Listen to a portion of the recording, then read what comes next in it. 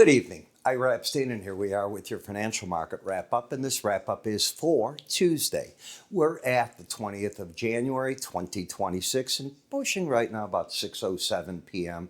Central Time, and it's great to be back in front of the camera with you. Now, what we've got to talk about is what's going on tomorrow in terms of news events. So let's go there. You're going to get the Mortgage Bankers Association number. That's going to come out for you at 6. You're going to get at 7:55 the Redbook Weekly Retail Sales. Now remember, they had shot up near 7% plus. That was the holiday. They've been falling back under 6%. Now we'll see where they come in. National Association of Realtors, pending home sales, always important. The president's all geared out of that. He wants to let you use 401k in certain ways to help buy a home. We'll see how this all works, but that's at 9. Construction spending, that's going to come out at 9 in the morning. The petroleum stocks at 9:30. And the big event will be the president's going to speak in Davos, Switzerland, to all the attendees, CEOs, heads of state, so on that are there. I believe his speech is at 7:30 a.m. Central Time. It'll be televised on Bloomberg, Fox, CNBC, so you want to be looking at that. And then on an interview, an exclusive for CNBC, Joe Kernan's going to do a one-on-one interview with the president. Joe's a great interviewer. It should be a lot of fun, and he'll pull data out of him. So the president's going there as other heads of state are ripping into him. People think that he's trying to upend the world order, that he's just a bully in the China shop, and that when they think they have a deal, he changes things very quickly. And right now it's about he wants Greenland, okay? I don't know if America wants Greenland. He wants Greenland. And that's the issue on the table. As for corporate earnings, they've been coming out in good stead. Tonight you saw United Airlines came out in pretty good measure. But that's not what the market's looking at. The market's looking at President Trump upending the markets and getting people to sell America. So these are important things that you have to consider when you're looking at the market. Now we're looking at most of the stock indices giving you a little bit of recovery today. You had a big down day, so to get a bounce is no surprise. The market that was the strongest all day was the Russell 2000. I don't know that it has the rally power that the other markets do, but it's been the strongest technically speaking. The next thing that we have to ask ourselves, if you go back to last year and you remember that swoon, the dive that the market did, and then in April, I know I was one of the guys going, you probably get a pullback and we'll see if it tested. Never pulled back after that dive. And people are going to ask themselves, and I hear it right now on different news channels and newsletters I read, is this similar? It could be.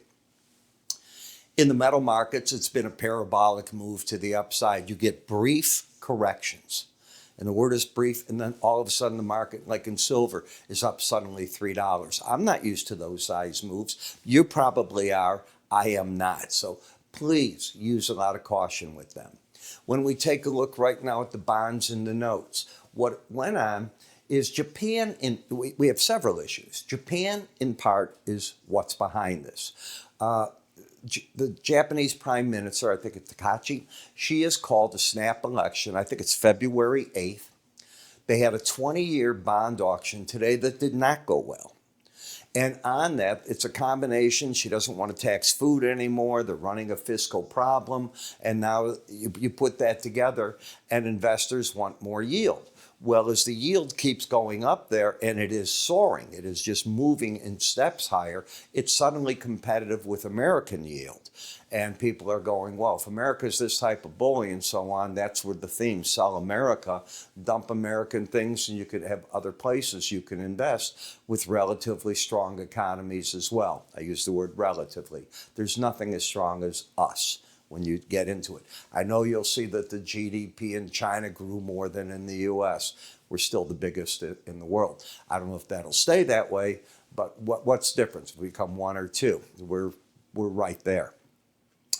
So I look at that. I looked at the bonds and notes. We'll see how the grains come out. Energy prices were a surprise to me that they were as strong as they are today. I don't think the fundamentals warrant it. I don't think the world event is there. Although, I think what happened today is people were looking again at the Ayatollah in Iran, threatening the United States, how we're going to be destroyed by them if we go after, and by the way, he said he's going to go killing more people now. And if he goes and does that and the U.S. tries to interfere, it'll be the end of the United States. Okay. We saw how well they did on the last excursion that they did. It's bluster. It's meant to get his supporters to be loyal to him.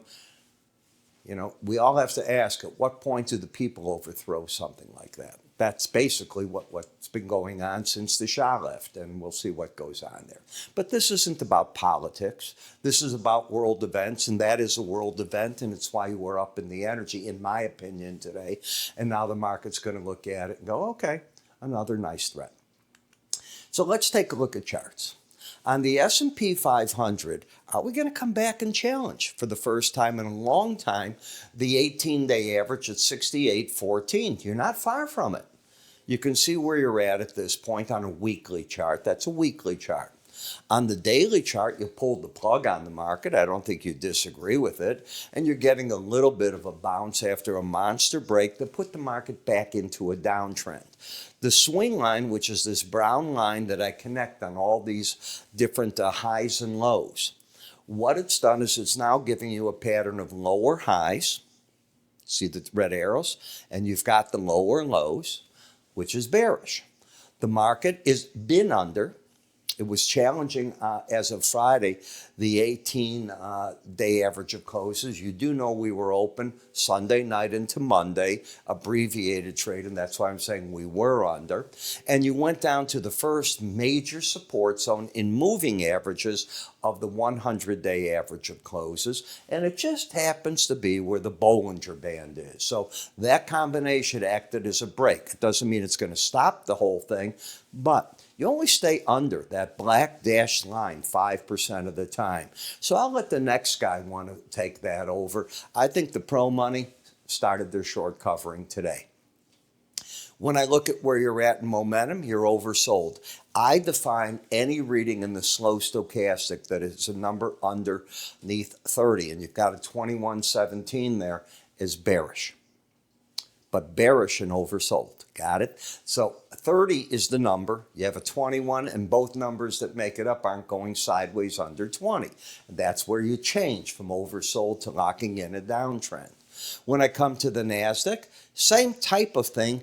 It did get through the 100-day average, but it's having trouble accelerating for the moment under the Bollinger Band. It can, but it'll only stay under it 5% of the time. Not 5% away from it, 5% of the time if you do your long mathematical studies. That's how the algorithm's built. When you look at the Dow coming down, couldn't quite get here.